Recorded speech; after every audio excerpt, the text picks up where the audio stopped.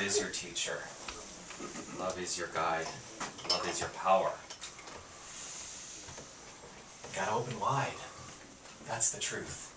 Thank you for sharing that with us this morning. So, wow, somehow this, what are you doing?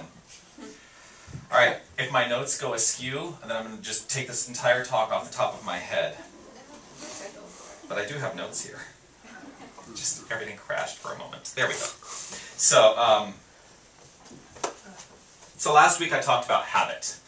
And that the idea about life is that you have to rehabitualize your life to create the good. And so that's great and well and good, right? Yes. Creating new habits that are in support of your highest good. Well, today, my talk, Don't Dream It, Be It.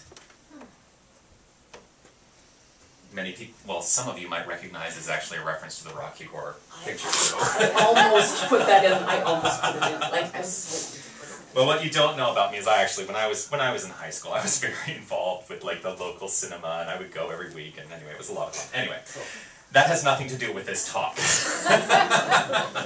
Except that's a great message. Don't dream it. Be it. Be it. It. The one thing. The thing itself. God. That's what I take. So, when you're creating your new habits, do those things in support of your highest good. Do it for yourself, for the deepest, most divine expression of yourself. That's all I'm asking you to do. You don't have to please anybody else to do that. Simply live the best life you can. That's what I'm here to teach. Every single Sunday you'll hear me say basically the same thing. Live the best life you can for you, not for anybody else. And the reason that that's important, that you're not living for anybody else, is that that is where self-power comes from. The deeper understanding that you are a perfect expression of the divine embodied right here and right now. That's the truth of who you are. And so, every week I will remind you of this truth. Today, I'm going to talk a little bit about translating this idea of being the best of who you can be and expressing that to the world at large. It is the beginning of the season for nonviolence.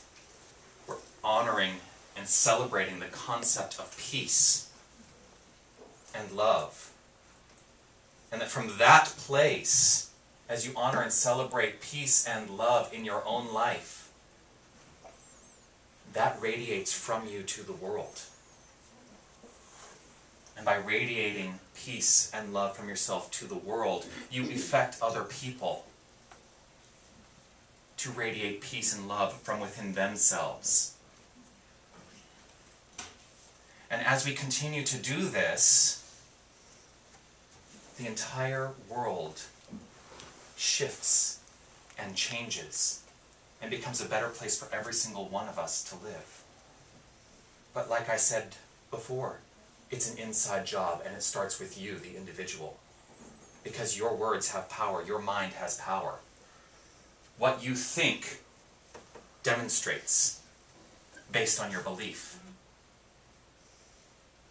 So believe that this is a world of peace. Believe that this is a world of love. Believe that this is a world of harmony. And simply move forward through your life with those understandings, with those principles. So to honor the season for nonviolence, which really, we honor a couple of people. One of them is Dr. Martin Luther King. We also honor Mahatma Gandhi. And so today I want to start with, I know we've all heard this quote before. Be the change you want to be in the world. You must be the change you wish to see in the world. You must be the change you wish to see in the world. But here's the problem with that quote. I wrote, great, but how? You must be the change you wish to see in the world. You must be something. How do you do that? I mean, really, how do you do that? I mean, we all desire a world free of disease. poverty, war, right? I think I can say for every single person in here that it would probably be a nice thing if we had a world free of disease, right? Yeah. A world free of poverty, right? Mm-hmm. And a world free of war, right? Yes. Great. So if that's what you want, and you must be the change you wish to see in the world, how do you do that? Be God. Be God. Absolutely. It starts with you, the individual.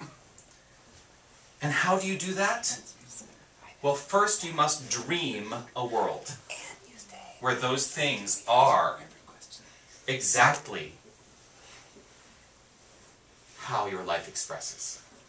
You must dream these concepts first. You must take these concepts from a place of deep belief and begin to embody these concepts.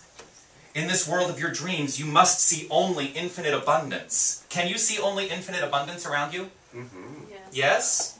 Working on it. Working on it? If you squint.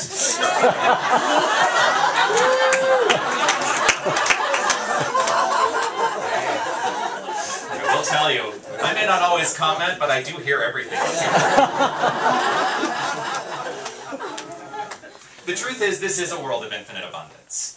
It is everywhere around you. Look, we're abundant with individual expressions of God right here in this room. That is abundance to me. The very fact that I am alive is abundance to me. The very fact that I get to express and be an individualized expression of God is abundance to me. Abundance is not about material things. It is not about having money. It is not about having a great car. It is none of those things. Abundance is a deeper understanding that God is who you are. In this world of your dreams, you see only a perfect expression of health. Now, there may be some of you in here who may be experiencing something that does not necessarily manifest as a perfect expression of health. And you notice that I put it in quotes. The perfect expression of health. What is the perfect expression of health? Consider that for a moment. What is the perfect expression of health? And what is it for you individually? The perfect expression of health is the revealing of the divine self through you. And has nothing to do with your physical experience. Because your physical experience is the last part of the creative process. It all starts here. See, and I did it. I did this in class the other night. I'm going to talk about this real quick. First of all, mind is not here. Even though we tend to say, mind is here. Mind is not here. Mind is everywhere. We are swimming in a sea of mind. Yes, divine mind. No, please, have at it. All right. Divine mind is who you are. It is the entirety of your being. That's the truth. And so, when you are expressing perfect health, you are deeply embodying that idea, a revealing of the truth of who you are from head to toe, not just the brain. So the way that you experience perfect health begins in mind. With an acceptance and an understanding that God is who you are, you cannot help but begin to demonstrate the effects in your life.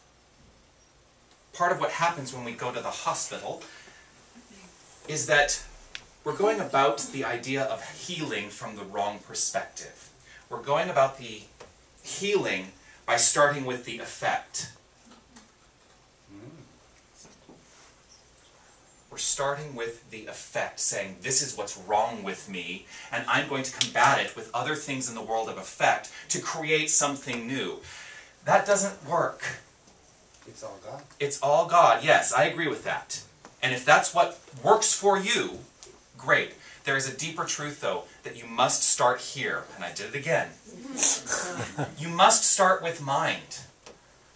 Just let it trickle down. Yeah, I'll let it trickle down. Healing begins with mind. That is why you do see instantaneous healings. That is why miracles happen. Where two or more are gathered. Yeah. Yeah. Placebo effect. The placebo effect, exactly. The placebo effect is simply you making a conscious decision to be healthy. Has nothing to do with the pill. So keep that in mind. Also, I'm only on page 3. I got 17 pages. I'm telling you, like, this was coming through me this morning. So, in this world of your dreams, you see only peace and an end to conflict in your world. That begins with you. And so, I'm going to talk about my morning. Because, you know, it never fails. Whenever you need to talk about something, you're going to see it right in your face. So, this morning I hadn't really finished, I mean, I knew the idea behind my talk, but I tend to, like, get up early on a Sunday morning and actually go write all my 17 pages of notes. And of course now I say that I have 17 pages, and I'm going off book. So I went and sat at Starbucks this morning. And lo and behold, there was a great, great demonstration for me to talk about. Because as I sat there and I'm typing, you know, ending conflict and how lovely a world it will be when we deeply embody these ideas. Kumbaya. Yeah, really. This woman orders a drink for her husband, goes and, you know, stands, waits for her drink, and then gets the drink, looks at it and says, "This isn't right. This is not what I want. This is not, and I know that my husband is not going to like this." And what was really fascinating to me is that she got really belligerent, as though it was the fault of the person who made the drink, when the person made the drink that she had ordered specifically. Now, I don't know if you know, now my old center was right next door to a Starbucks, so, and I used to live with somebody who worked at Starbucks, so I know, like, all the Starbucks stuff. So if you know what an Americano is basically espresso shots with water poured into them. So this woman goes up and had ordered an Americano with no water. Would you please top it off with milk? Which sounds very much to me like a latte.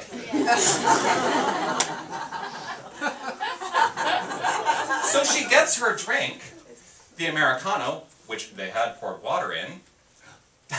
Oops. And she says, "No, this isn't right. This is not what I ordered. I ordered an Americano with milk poured into it and no water." And then the barista basically said, "Well, that's not an Americano, that's a latte." So then there becomes this conflict between the two of them about, well, what did she order and was it right and everything? Anyway, so they finally remake her drink, fine and dandy. And I'm sure she was really happy and lovely and walks out of the store. Now, the point that I'm getting to is, if peace is an inside job and it starts with the individual, what was really fascinating to me was the continued response of the baristas after this woman left, who continued to talk about the drink and about how she had ordered the wrong drink. And they start spreading this to the new baristas who are coming in to start their shifts. And they're continuing this energy of conflict. And it's compounding and growing and creating more of the same in everybody around them. This is how it works. There's one individual who can affect everyone around them. So the more that you engage in the conflict, the more you embody the conflict, the more it is going to spread around you. It was such a great lesson to sit there and observe this morning. The customer's always right. The customer is always right, yes. However, it really begins in her mind too, because she's the one who began the conflict, rather than approaching Yeah, but the they could have experience. squashed the gossip right there. They could have, but rather than approach the experience from a different mindset, she started in conflict. Now, we all have the opportunity individually to look at these things every single day in our lives. So, I'm going to encourage you in this moment to just close your eyes and imagine this perfect world. There is only love. There is only light. There is only life. There is only peace. There is only beauty. There is only joy. There is only wisdom. There is only power.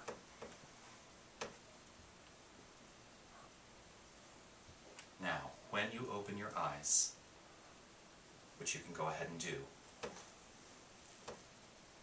where does that world go?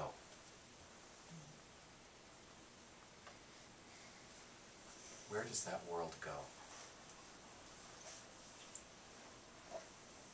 Those words I just read, those are the attributes of God. And if you can see that world around you with your eyes open, you will begin to experience this world through the eyes of God. So I ask, can you see those things around you, everywhere you go, in everything you see? Can you see those things despite the conditions in your world which may seem contrary to that? That's the challenge we all face. And yeah, I'm going to talk a little bit about the challenge, because I will not stand up here and say that I am the exception to the rule. I'm not. I'm challenged with seeing these things sometimes. But that's why we're here on a Sunday, right? To feel inspired and to be reminded of the truth, that that is the truth, that God is everywhere, in everything you see, in all the conflict, in all the conditions. God is everywhere. Now, the trick is, as you see the world with new eyes, can you see it everywhere? Can you watch the news and see it in all the stories of heartache and sorrow and destruction and despair? Can you see it with the eyes of God? This is the dream world that I'm talking about. When you dream this world with your eyes closed, you must be able to open your eyes and begin to see the world that is based on your dream of a better life, of a more profound experience, of a deeper understanding of God within you. So, I ask this question on page 6. I promise, it's not that I'm going to get through the talk, but I will say exactly what needs to be said today. So what are you basing your life on? And this is a rhetorical question. You don't have to answer it, but answer it in your own mind. What are you basing your life on? Are you basing it on the conditions you see in your world? Or are you basing it on this dream, this idea, this deep-seated understanding that God is who you are? You know, I think we can all agree that we have no problem dreaming this peaceful world. So how does that get translated? And in my own mind, it does seem elusive sometimes. And you know what? It can also seem very lonely. Because as you dream this world, as you understand and dream this world, you may feel alone. As though there's nobody else around you who understands how deep your understanding of God is. This is not the truth. You are in a room full of people who understand this principle and can live this principle, that God is who you are. And quite frankly, I don't want to sit alone and dream this world all day. I want to go out and live it. Because isn't that what we're here to do after all? To go out and live it? And that is how you move from dreaming it to being it. By actually going out and living life. living this understanding, living this principle. You know, I can very easily become very reclusive, sitting in spiritual mind treatment all day long. I talk about it in class. I can sit on that mountaintop in lotus position, and that does not work for me. It may be very peaceful in the moment, but boy, it's going to get real boring to me after a while. I love living life. I love going out and experiencing life. I love the fact that I spent 12 years in Los Angeles, talk about a lot of life to live there, but I love the fact that I have now moved to an entirely new country, and I get to go out and experience an entirely new expression of my own life. But my question to you is, you don't have to move to a new country to do that. What are you doing every single day to go out and experience a deeper, more profound understanding and expression of life?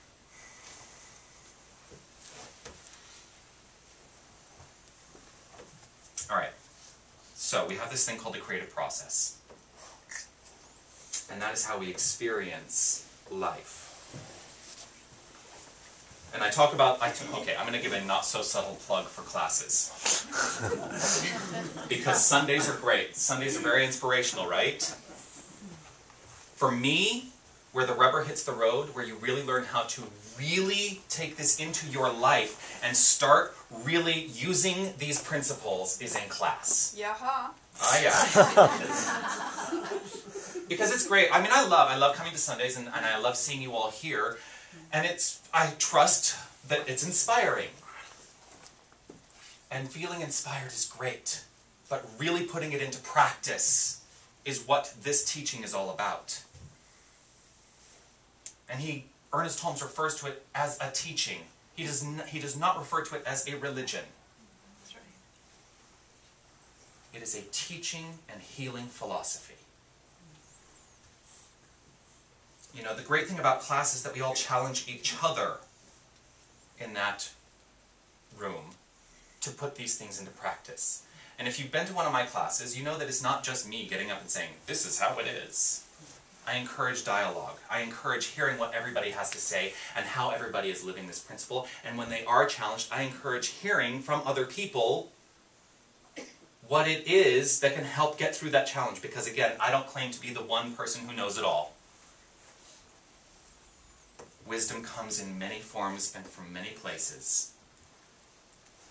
And I am learning just as much as every single student in the class by my participation and my being there.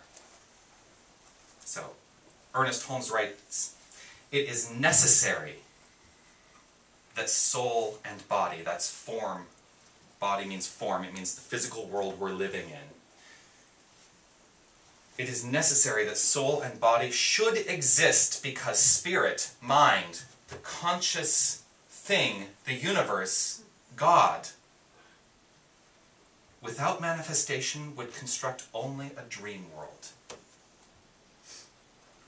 So this is what I'm talking about when I say we have to go out and live life. We must go out and live life because without it, we're simply maintaining this dream world. It is necessary that form come into existence. It is necessary. It's like theater. Now, most of you know that I have a background in theater. I will talk about it occasionally. What I love about theater, and probably what drew me to theater originally, is that it is the creative process in action. There's an idea in mind, which is then put onto a stage for people to see and observe and experience. Now, one of the interesting things about theater is that when you are put up there, actors are up there and they are scrutinized. I have this thing that I experience sometimes called the dreaded critic.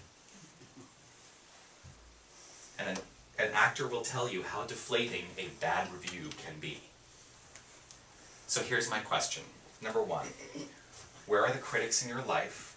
And is the major critic in your life yourself? Something to look at. Because you can hear all around you, you can hear or read 100 reviews that all say how brilliant you were, and it feels really good, But you get to that one review that says, not so much.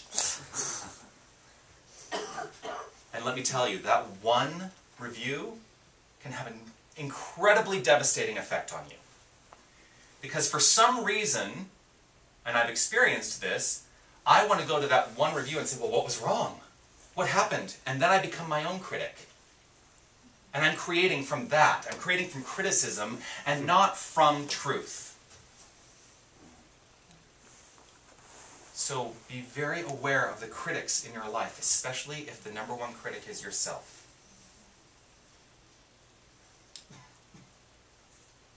And how you get rid of the critic is to really answer the question, what is right for you? What is right for you? We are gifted with this thing called choice, volition. This is how we live our lives. Every single moment we are at choice. So when that criticism pops up and you accept it as your own, you have now given up your choice. You're allowing your life to be run by somebody else's decision about who you are. Which is to say that if you accepted that one bad review as your own, take a look at the 100 other good reviews. Because if you're going to deny and live from your place of truth, by denying the bad review, then you must deny the good reviews. Stop reading the reviews. That's really, wow, that was loud. That's really what I'm trying to say. Stop reading the reviews. Stop basing your life on other people's ideas of who you are. Absolutely, what people think of me is none of my business.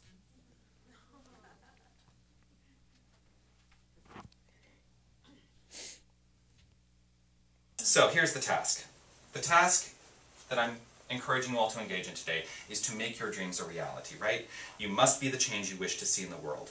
So, what do you do to change? And we did this a little bit. Poverty. See the world as infinite abundance. It is everywhere around you. Disease. See the world as perfect health. The divine always aligning for your perfect expression. The divine does not know anything else. The divine is always creative.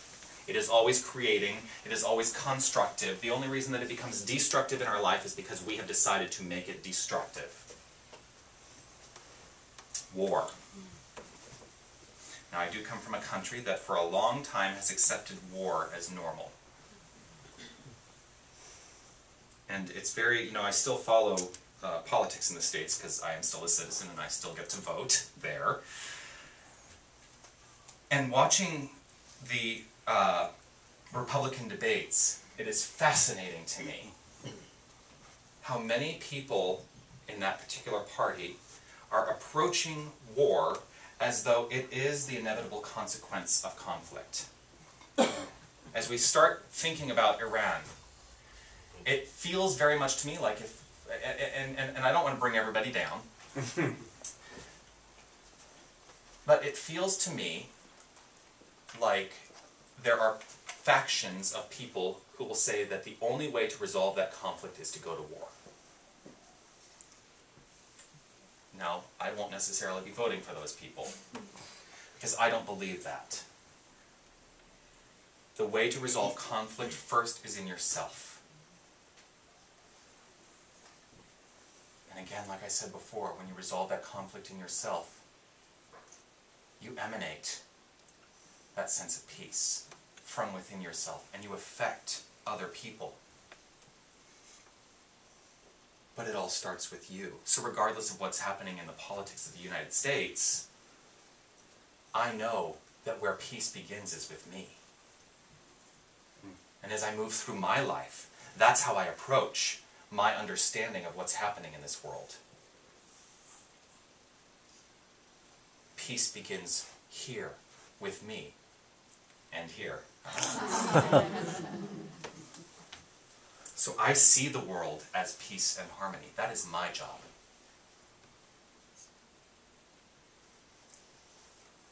The way to move beyond just dreaming this world and being this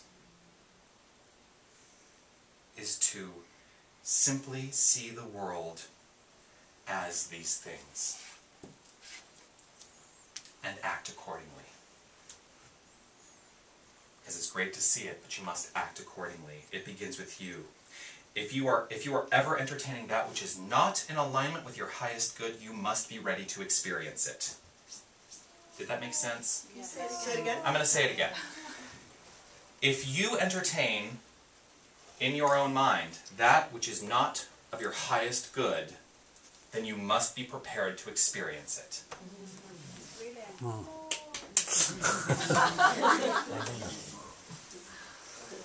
Because that is what you will experience. Because if you are entertaining those ideas in your own mind, the inevitable consequence is that is what is going to happen. It's as simple as that. So in every moment, you must entertain only peace, love, joy, power, beauty, wisdom. You must entertain only these things and see them in every single person around you. So that brings me to Thoreau, who you probably will be able to guess this one as well, who wrote, "Go confidently in the direction of your dreams. Live the life you have imagined." And isn't that what we're here to do? Live the life we have imagined?